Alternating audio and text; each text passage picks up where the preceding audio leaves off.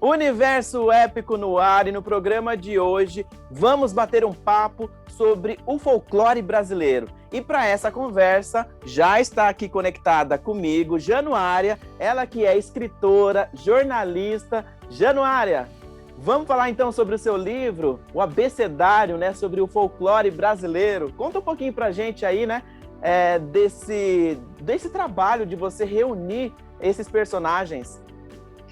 Oh, Michel, muito obrigada pelo convite. É um prazer participar aqui do Universo Épico, né? Que, aliás, o folclore brasileiro é um universo épico de primeira, né?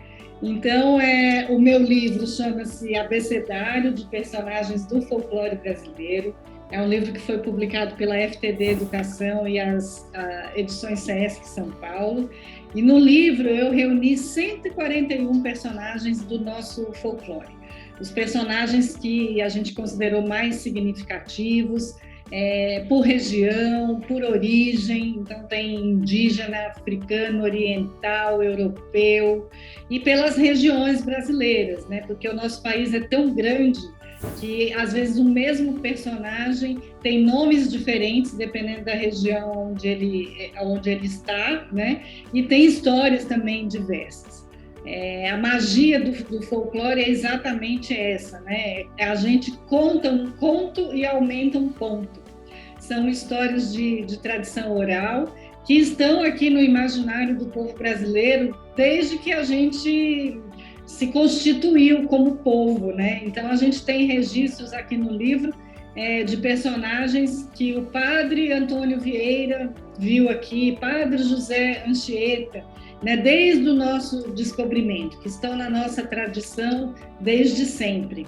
E esses personagens vão se mantendo pela força exatamente dessas tradições orais, dessas histórias que a gente vai contando e recontando.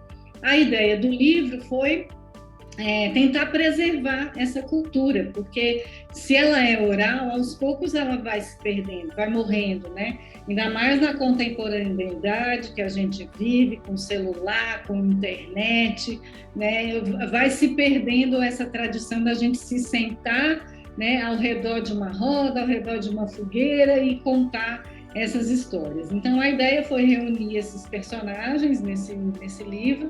Muitos deles nunca haviam sido ilustrados, então cada personagem tem uma ilustração.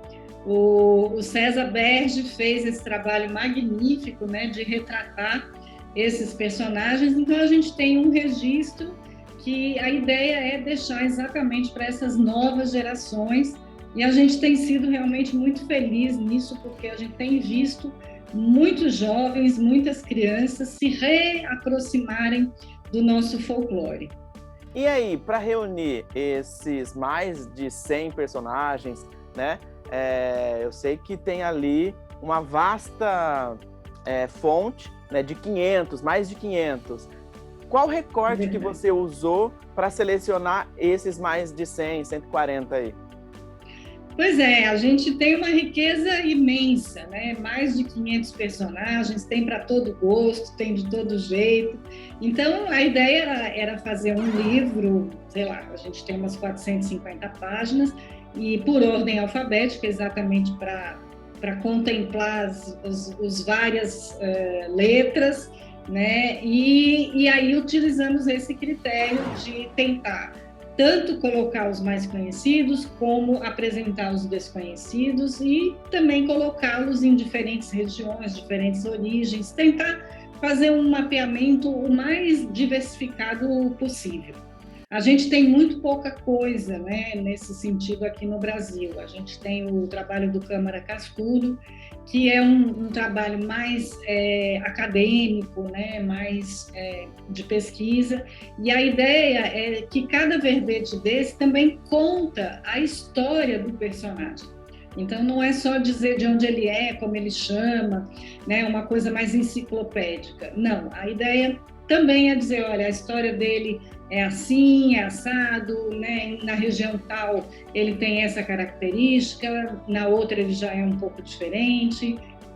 Então, a ideia é tornar também o contato com esses personagens prazerosa, né? Uma história gostosa de se ler e, quem sabe, recontar, que essa é a ideia também, né? Deixar a coisa continuar, se manter viva.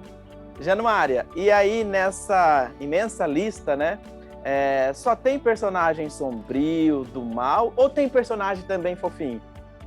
Tem de tudo, isso é a beleza do nosso folclore, né? E é muito interessante que os personagens do folclore, eles não têm essa característica de ser do bem ou do mal, né? Eles são muito próximos das características de todos nós, seres humanos, né? A gente tem o bem, tem o mal, tem hora que a gente é mais sapeca, tem hora que a gente é mais bonzinho, e isso faz parte dessa riqueza, né? Então, a gente tem, por exemplo, a figura do Saci Pererê é uma figura que eu sempre falo, o Saci é do bem ou do mal? Não é, a gente não sabe dizer, ele é sapeca. Ele gosta de fazer brincadeiras, né? E aí tem gente que fala assim, brincadeira de mau gosto. Bom, tudo bem, mas ele se diverte, né? Ele faz essas traquinagens. Ele simboliza muito essa coisa do brasileiro, né? Que gosta de brincar, que gosta de pregar peças, né? Dar sustos. Então, no folclore a gente tem vários personagens. A gente tem príncipe, princesa. A gente tem personagem que realmente existiu. Isso é muito interessante. Há alguns personagens, sei lá, como Lucas da Feira, que foi um cangaceiro, que ele realmente existiu, tem registro dele nos jornais. O que aconteceu? De tanto que a história dele passou de boca em boca, ele virou uma lenda. Então, a gente já não sabe mais o que realmente ele fez ou não, né? Nos registros dos jornais tem uma história X, mas o povo foi pegando isso e foi recontando. Então, essa é a beleza. Eu costumo dizer que o folclore é muito libertador, né? Todos nós podemos contar e recontar as histórias do folclore. A gente não precisa ser um escritor, não precisa ter... A gente só precisa gostar de história, né? Então, o fato da gente poder se apropriar dessas histórias, que são nossas, essas histórias não são do X ou do Y, elas são de todos nós, né? E isso é muito importante, ela nos ajuda, inclusive, a encontrar a nossa identidade, quem a gente é, né? Quem é o povo brasileiro. Elas nos contam sobre esse inconsciente coletivo que faz parte de todos nós, da nossa formação como povo, né? Da nossa formação cultural. Quando você estava fazendo o seu trabalho de pesquisa, né, e reunindo todos esses personagens, tem algum ali que na hora que você encontrou, descobriu a história, as características, né, você ficou surpresa e aí você ficou ali, gostou desse personagem? Tem algum especial para você? Olha, são muitos, né? A mesma coisa que você perguntar para uma mãe que filho que ela gosta mais. Eu me encantei com todos, eu sou uma apaixonada por essas histórias. Eu fui criada em Pernambuco, cercada de bons contadores de história, né? Meu pai, minha mãe, meus avós. Então, essas histórias fizeram parte da minha formação, da formação do meu imaginário. Talvez... se eu não tivesse escutado desde a tenra infância, talvez eu não tivesse virado escritora, né? Isso foi muito importante. Mas tem um personagem que eu costumo dizer, estou até procurando aqui, que foi muito curioso ter descoberto, que eu não conhecia. É um personagem que pertence mais ao folclore do Rio Grande do Sul. Eles se chamam, né? É um grupo de personagens que chamam-se Zaoris. São personagens que dizem que são homens que nasceram na Sexta-feira da Paixão, é uma lenda ligada a essa questão religiosa, e eles têm esses olhos aqui, né? Os olhos capazes de ver, de enxergar tesouros, aonde esses tesouros estão, né? E só que eles não podem, eles sabem onde estão os tesouros, mas não podem ficar com eles. Então isso é uma coisa curiosa, né? Eles descobrem os tesouros e outras pessoas acabam ficando com eles. Então é uma lenda muito interessante, né? Misturada com toda essa religiosidade brasileira e que eu acho bastante representativa, né? Esses olhos de ver além, de enxergar além, eu acho isso muito interessante e que tem a ver com o folclore, né? Que tem essa questão do épico, né, como diz o programa, de enxergar uma coisa para além da realidade, né? Que não está só aqui no nosso mundo e é sempre uma grande aventura, né? É sempre o contexto dos personagens do folclore é sempre muito grandioso, sempre muito épico, né? Tem muitos heróis, muitas heroínas. Então, para mim, os Aoris foram uns personagens interessantes, foram uma descoberta que eu gostei de ter feito. Januária, e só com esse trechinho que você me contou a respeito desse personagem, né, já dá para a gente viajar em diversas histórias que daria para criar com esse personagem. E aí, gente, aproveitando todo esse abecedário do folclore brasileiro, caiu nas mãos, né, do diretor Carlos Saldanha, e aí que surgiu A Cidade Invisível, né, que o livro serviu como referência para eles absorverem ali mais fiel possível e trazer isso para as nossas telas, né, para a TV. E aí, conta um pouquinho então de Cidade Invisível, dos personagens que foram usados na história. Pois é, foi uma alegria imensa, né? Primeiro ver que o folclore brasileiro, por meio de uma série, né, da Netflix, que chega em 190 países, né? Não é pouca coisa. A série, assim que estreou, ficou nos top 10, né, em mais de 30 países. Então, a gente vê a força que tem essas histórias, né? Então, isso acho que reforçou muito a importância de nós, brasileiros, conhecermos as nossas histórias, né? Elas fazem parte da nossa história, né? De quem somos, como eu já falei. Então, a Cidade Invisível foi uma bela surpresa para mim, foi com muita alegria que eu vi o livro ser utilizado como fonte de pesquisa, como inspiração, e nas oportunidades que eu tive de conversar com o Carlos Saldanha, que é o diretor, ou com um grupo de roteiristas, eu pude perceber que eles se apaixonaram, né, por esse universo. E isso eu acho que é muito visível na série, né? Tudo muito bem feito, muito bem cuidado.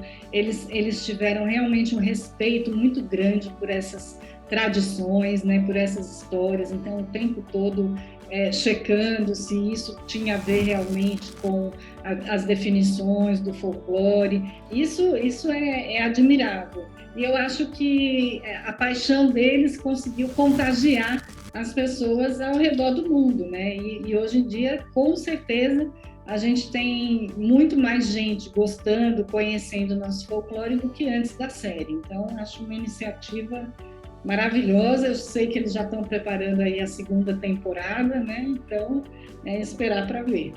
Olha só, na série dá para ver o Saci, tem a Cuca, tem o Curupira, tem a Iara, tem outros personagens diferentes, né? Fugindo daquele tradicional que a gente já conhece, né? Os clássicos. E olha só, Januária, nas ilustrações, né?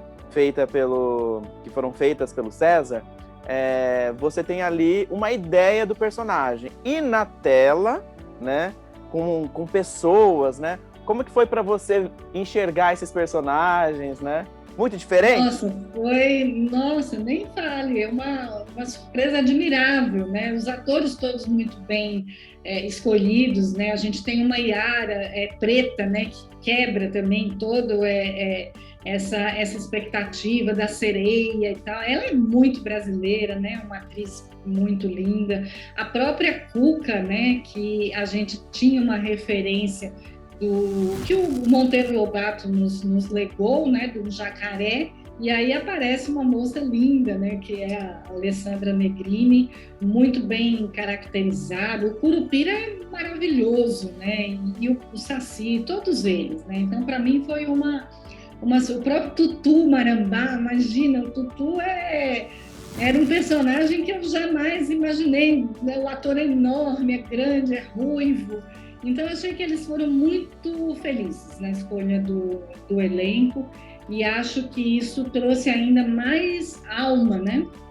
Corporificou esses personagens do nosso folclore de uma maneira absolutamente mágica. Eu fiquei fã de todos eles.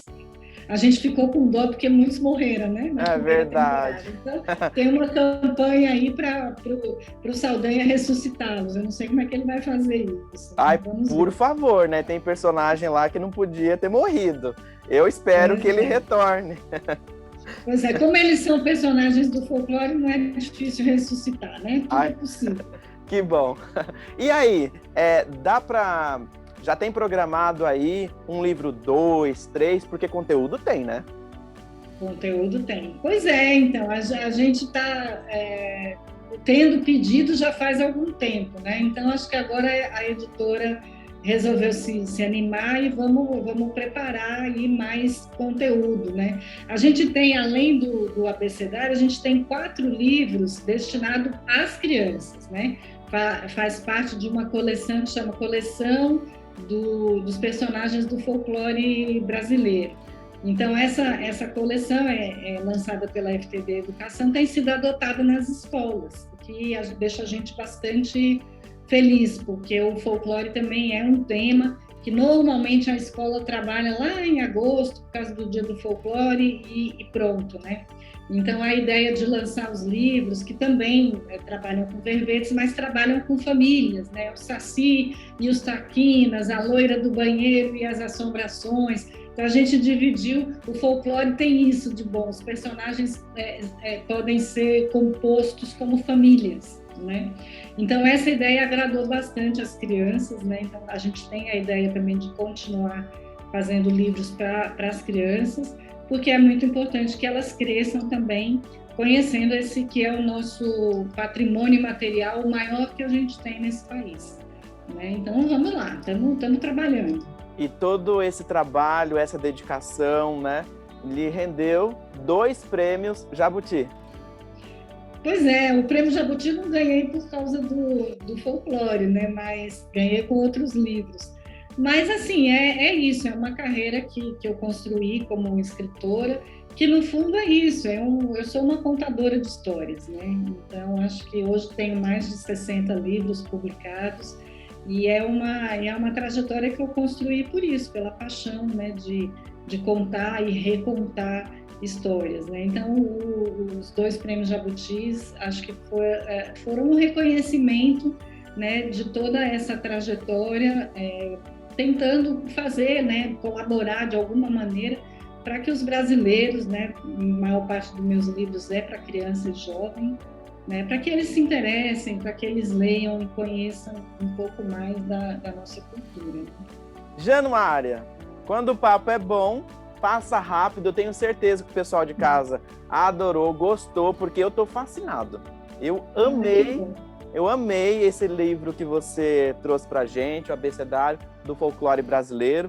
E, assim, ansioso, né, para que você planeje tudo certinho para ter o 2, 3, né? Vamos contar essas histórias brasileiras que às vezes ficam tão esquecidas, né? Sim, com certeza.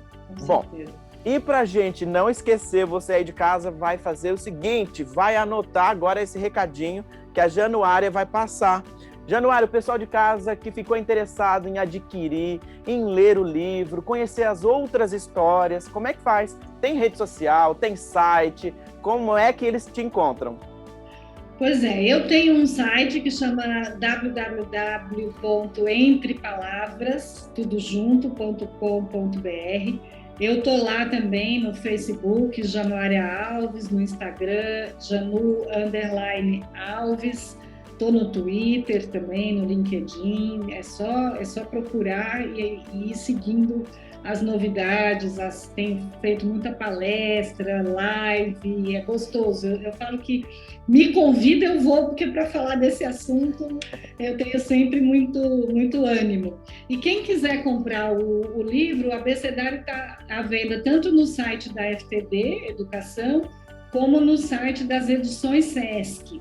Edições Sesc São Paulo. Então tá lá, de vez em quando eles fazem umas promoções E a coleção também de personagens do folclore brasileiro está à venda no site da FTD Educação. É só entrar lá e buscar que vocês podem adquirir e contar para os filhos, para os netos, né? Os professores podem levar para a escola, trabalhar com os alunos. E é isso, eu tô aí circulando porque eu acho que compartilhar essas histórias, né, é compartilhar também bons momentos. Acho que o brasileiro está passando por um pedaço muito duro, né? A gente está no meio dessa pandemia com tantas questões e acho que ter essas histórias para nos acalentar, né, para nos dar esperança é muito importante. Então a gente tá junto nessa.